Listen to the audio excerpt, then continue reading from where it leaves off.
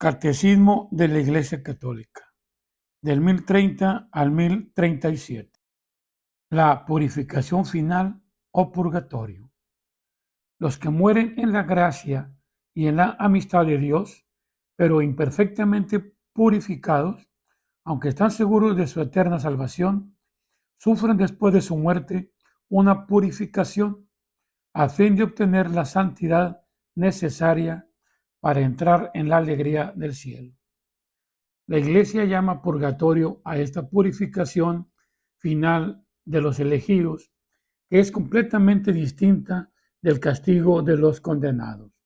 La Iglesia ha formulado la doctrina de la fe relativa al purgatorio, sobre todo en los concilios de Florencia y de Trento.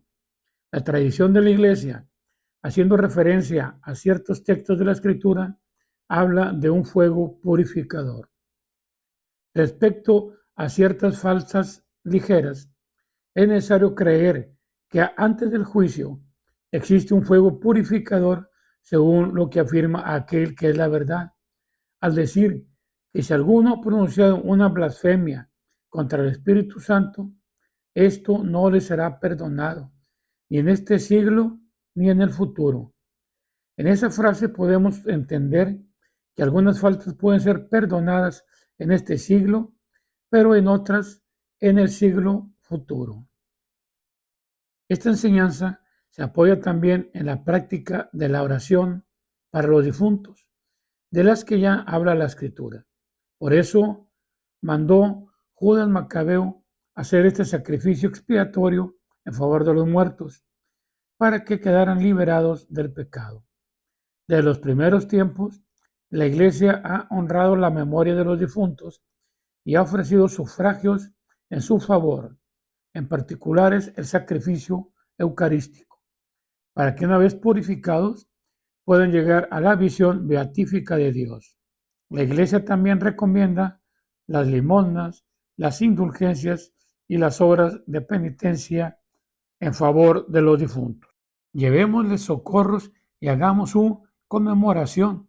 Si los hijos de Job fueron purificados por el sacrificio de su padre, ¿por qué habríamos de dudar de que nuestras ofrendas por los muertos les lleven a un cierto consuelo?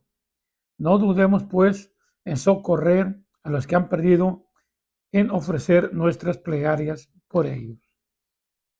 El enfermo, salvo que elijamos libremente amarle, no podemos estar unidos con Dios. Pero no podemos amar a Dios si pecamos gravemente contra Él, contra nuestro prójimo o contra nosotros mismos. Quien no ama permanece en la muerte. Todo el que aborrece a su hermano es un asesino. ¿Y sabéis que ningún asesino tiene la vida eterna permanente en él? Nuestro Señor nos advierte que estaremos separados de Él si omitimos socorrer las necesidades graves de los pobres y de los pequeños que son sus hermanos. Morir en pecado mortal sin estar arrepentido ni acoger el amor misericordioso de Dios significa permanecer separado de Él para siempre por nuestra propia libre elección. Este estado de autoexclusión definitiva de la comunión con Dios y con las bienaventuranzas es lo que se designa con la palabra infierno. Jesús habla con frecuencia de la genena y del fuego que nunca se apaga, reservado a los que hasta el fin de su vida rehúsen creer y convertirse, y donde se puede perder a la vez el alma y el cuerpo. Jesús anuncia en términos graves que enviará a sus ángeles, que recogerán a todos los autores de iniquidad y los arrojarán al horno ardiendo, y que pronunciará la condenación: alejaos de mí, malditos, al fuego eterno. La enseñanza de la Iglesia afirma la existencia del infierno y su eternidad. La alma de los que mueren en estado de pecado mortal descienden a los infiernos inmediatamente después de la muerte y ahí sufren la pena del infierno, el fuego eterno. La pena principal del infierno consiste en la separación eterna de Dios, en quien únicamente puede tener el hombre la vida y la felicidad para la que ha sido creado y a las que aspira.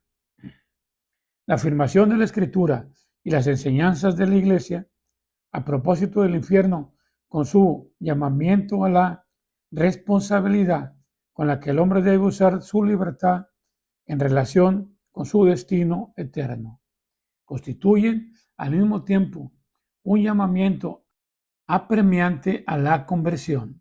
Entrad por la puerta estrecha, porque ancha es la puerta y espaciosa el camino que lleva a la perdición, y son muchos los que entran en ella.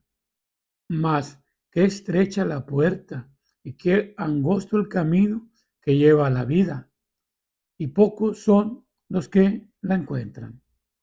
Como no sabemos ni el día ni la hora, es necesario, según el consejo del Señor, estar continuamente en vela, para que así, terminada la única carrera que es nuestra vida en la tierra, mereceremos entrar con Él en la boda y ser contados entre los santos, y no nos manden ir como siervos malos y perezosos al fuego eterno, a las tinieblas exteriores, donde habrá llanto y rechinar de dientes. Dios no predestina a nadie a ir al infierno.